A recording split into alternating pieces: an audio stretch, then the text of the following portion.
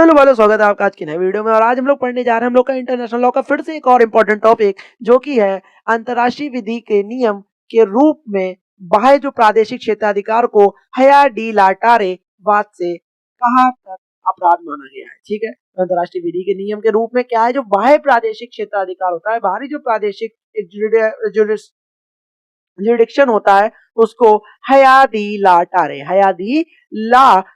वाद में कहां तक अपराध माना गया है। चलिए शुरू करते हैं कि हया दी लाटारे वाद और बाह्य प्रादेशिक क्षेत्राधिकार जो एक्स्ट्रा टेरिटोरियल जुरिडिक्शन होता है वो क्या है। हया दी लाटारे जैसे हया दी ला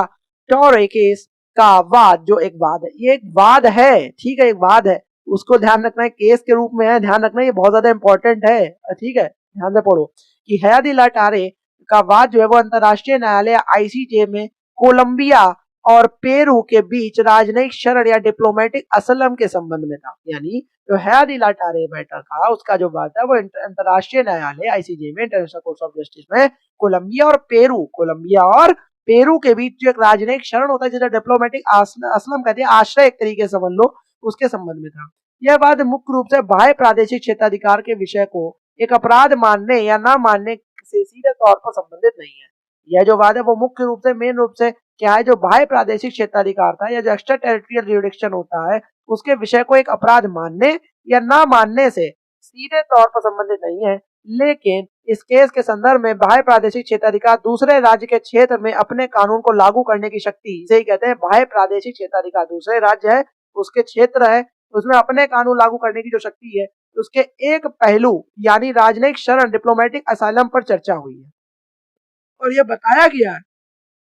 इस संबंध में क्या है, जो क्षेत्राधिकार का प्रयोग कैसे किया जाना चाहिए, यह भी इसमें बताया गया। ठीक है, ध्यान रखना। केस के तथ्य देखते हैं, फैक्ट्स ऑफ द केसेस देखते हैं कि जो विक्टर राउल हया दी लाटारे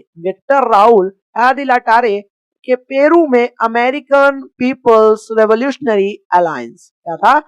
विक्टर राउल हया दी लाटारे पेरू में क्या थे, अमेरिकन पीपल्स रेवोल्यूशनरी अलायंस अप्रा के नेता थे। एप्रा कहते हैं उसे शॉर्ट में, उसके नेता थे। पेरू में एक सफल सैन्य विद्रोह या मिलिट्री रेबेलियन के बाद पेरू की सरकार ने हया दी लाटारे पर सैन्य विद्रोह के अपराध, क्राइम ऑफ मिलिट्री रेबेलियन का आरोप लगाया। यानी पेरू में क्या हुआ, एक सफल सैन्य विद्रोह हुआ, मिलिट्री रेबेलियन हुई, उसके बाद क्या हुआ, पेरू की सरकार ने हया दी लाटारे यानी विक्टर राउल पर सैन्य विद्रोह या क्राइम ऑफ मिलिट्री रेबेलियन का आरोप लगा दिया। ठीक है भाई,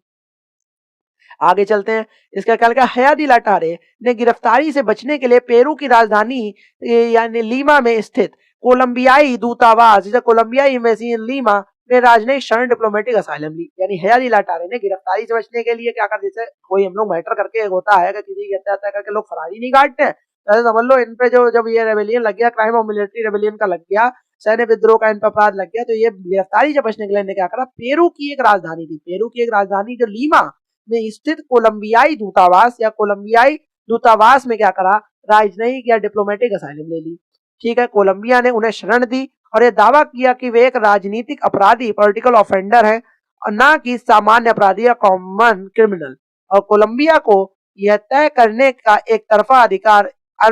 यूनिलैटरल राइट है कि अपराध की प्रकृति क्या है। कोलंबिया ने क्या करा, उन्हें बाद में शरण भी दी, और जब शरण दी और यह दावा भी किया कि वे एक राजनीतिक अपराधी या पॉलिटिकल ऑफेंडर है, क्या है, वो राजनीतिक अपराधी है, ना कि सामान्य अपराधी, कोई कॉमन क्रिमिनल नहीं है। और कोलंबिया ने क्या करा, यह तय करने का एक तरफा अधिकार, यूनिलैटरल राइट है कि अपराध की प्रकृति क्या है। क्षेत्राधिकार के प्रश्न ये उठे प्रश्न कि इस वाद में बाह्य प्रादेशिक क्षेत्राधिकार का प्रश्न मुख्य रूप से इस बिंदु पर आया, क्या कोलंबिया को अपने दूतावास के माध्यम से जो अंतर्राष्ट्रीय कानून में कुछ हद तक उसके क्षेत्र का विस्तार माना जाता है, एक तरफा यह निर्धारित करने का अधिकार है कि पेरू की धरती पर किया गया कार्य, सैन्य विद्रोह, एक राजनीतिक अपराध है और क्या उसे शरण दी जानी चाहिए। मतलब क्या यहाँ पे ये मैटर निकला कि क्या जो कोलंबिया को जो उसका दूतावास के माध्यम से, एक दूतावास जो उसका माध्यम से को जैसे कि अंतर्राष्ट्रीय कानून में कुछ हद तक उससे उसके जो क्षेत्र का विस्तार माना जाता है, जो दूतावास है, वो एक तरफा यह निर्धारित करने का उसे अधिकार दे दिया गया है कि धरती, पेरू की धरती पर कोई किया गया कार्य है या सैन्य विद्रोह है, तो एक राजनीतिक अपराध है, पॉलिटिकल ऑफेंडर है, ना कि कुछ कॉमन क्रिमिनल, और क्या उसे शरण दी जानी चाहिए, ये भी एक बात थी। दूतावास की परिधि या पैरामीटर या पेरिमिसिस ऑफ एन एम्बेसी को बाह्य प्रादेशिक क्षेत्र का एक उदाहरण माना जाता है, जहां प्राप्तकर्ता या राज्य पेरू के क्षेत्राधिकार पर कुछ प्रतिबंध लिमिटेशंस होते हैं और भेजने वाले राज्य यानी कि कोलंबिया का क्षेत्राधिकार कुछ हद तक लागू होता है। ठीक है, वो दूतावास की परिधि है। अंतर्राष्ट्रीय न्यायालय ने निर्णय दिया कि अंतर्राष्ट्रीय न्यायालय आईसीजे ने अपने निर्णय में निम्नलिखित बातें स्पष्ट की। शरण पर निर्णय दिया। असाइलम केस 20 नवंबर 1950 में मैटर था कि आईसीजे ने माना कि कोलंबिया के पास यह एक तरफा अधिकार नहीं है कि वह पेरू के कानून के तहत अपराध की प्रकृति, राजनीतिक या सामान्य का निर्धारण करे। मतलब पहले तो इंटरनेशनल कोर्ट ऑफ जस्टिस ने सीधे माना कि कोलंबिया के पास ये एक तरफा अधिकार नहीं है, सिर्फ एक दूतावास में भेज देने के मात्र से कि वह पेरू के कानून के तहत अपराध की प्रकृति निर्धारण करे कि वो राजनीतिक थी या सामान्य थी। ठीक है, न्यायालय ने पाया कि हया दी लाटारे को दी गई शरण हवाना अभिसमय यानी हवाना अभिसमय 1928 हवाना कन्वेंशन जो होता है उसके अनुसार अनियमित या इरेगुलरली ग्रांटेड थी। ठीक है, अनुसार अनियमित थी क्योंकि वह अत्यावश्यकता जो अर्जेंसी की शर्तों को पूरा नहीं करती थी। क्यों मतलब अनियमित थी क्योंकि वह अत्यावश्यकता या अर्जेंसी की शर्तों को पूरा नहीं करती थी, जो हवाना कन्वेंशन 1928 के मैटर हिसाब से। फिर यह निर्णय राजनयिक शरण के माध्यम से बाह्य प्रादेशिक क्षेत्राधिकार के असीमित या मनमाना प्रयोग पर अंकुश लगाता है या स्थापित करता है कि दूतावास की बाह्य प्रादेशिक प्रकृति संप्रभुता सॉवरेंटी के पूर्ण उल्लंघन की अनुमति नहीं देती है। अब फिर आगे चलते हैं कि जो यह निर्णय राजनयिक शरण के माध्यम से बाह्य जो प्रादेशिक क्षेत्र या एक्स्ट्रा जो है एक्सटर्नल जो टेरिटोरियल जुडिक्शन के जो असीमित या मनमाना प्रयोग पर अंकुश लगाता है और ये स्थापित करता है कि दूतावास की बाह्य प्रादेशिक प्रकृति संप्रभुता के पूर्ण उल्लंघन की अनुमति नहीं देती है, सॉवरेंटी के पूर्ण एक तरीके से उल्लंघन की प्रकृति नहीं देती है। और अभ्यर्पण पर निर्णय दिया गया हया दी लाटारे का केस जो 1951 वाला, कि परिणाम यह था कि आईसीजे ने माना कि भले ही शरण अनियमित थी और इसे समाप्त किया जाना चाहिए, कोलंबिया पेरू को हया दी लाटारे को सौंपने के लिए बाध्य नहीं है, लेकिन मतलब मानते हैं आईसीजे ने ये माना कि भले ही शरण जो थी या असाइलम थी वो अनियमित थी, अर्जेंसी जो थी वो नहीं थी, इसकी अत्यावश्यकता नहीं थी, उसकी वो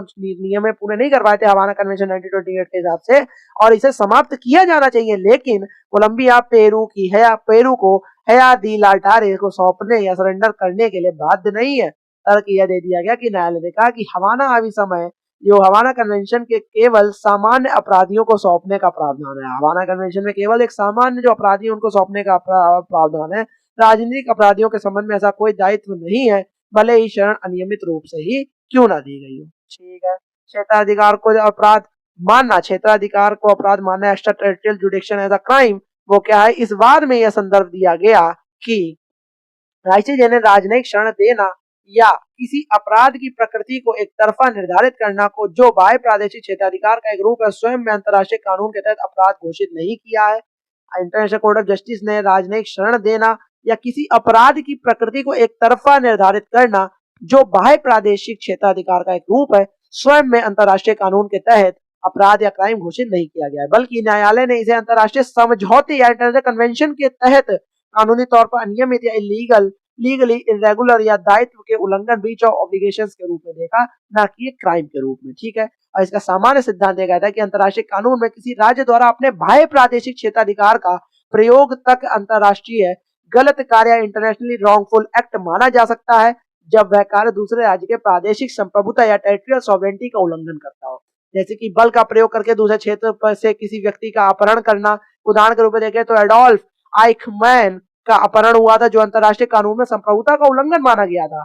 हया दी लाटारे के मामले में यह उल्लंघन इतना गंभीर नहीं था और इसे अपराध कहा जाए या राजनयिक अधिकारों का उल्लंघन था। ठीक है, इसे अपराध कहा जाए इतना गंभीर नहीं था, यह राजनयिक अधिकारों का सिर्फ उल्लंघन था, ना कि कोई अपराध था। इसका ये न्यायालय का माना। कितना देखो एक आपको लगता होगा कि इतने देखो कहां से घूम के एक एक पर्टिकुलर पॉइंट से समझ बंदा निकल आता है, एक एक पॉइंट से वो बच के निकल आता है। ठीक है, ये चीजें बहुत ज्यादा रेयर होती हैं, बहुत ज्यादा समझने वाली होती हैं, इनमें बहुत ज्यादा दिमाग लगता है, जिससे आप ठहराव से समझेंगे और जानेंगे तब आपको समझ में आएगा। और यहाँ पे हम लोग अन्य केस लॉ उदाहरण भी देखेंगे जिससे आपको समझ में आ जाएगा कि कैसे ये हुआ, कि प्रादेशिक संप्रभुता का उल्लंघन क्या होता है या वॉयलेशन ऑफ टेरिटोरियल सॉवरेंटी का केस लॉ। इसमें एडोल्फ इचमैन केस जो हम लोगों ने पहले भी पढ़ा हुआ है 1960 वाला, कि इजराइल के एजेंटों द्वारा अर्जेंटीना की जो संप्रभुता का उल्लंघन करके क्या हुआ, एडोल्फ आइखमैन का अपहरण किया गया था। ठीक है, यह बाह्य प्रादेशिक क्षेत्राधिकार को एक अवैध प्रयोग का स्पष्ट उदाहरण है। जिसे अंतर्राष्ट्रीय कानून के तहत गलत कार्य रॉन्गफुल एक्ट माना गया था। ठीक है,